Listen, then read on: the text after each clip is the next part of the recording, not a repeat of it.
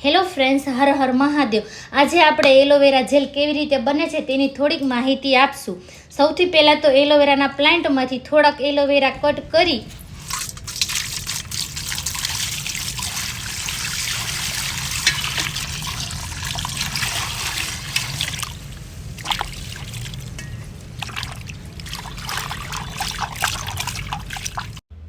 બે ત્રણ પાણીએ સાફ કરીને 2 કલાક સુધી પલાળી રાખવાના હોય છે।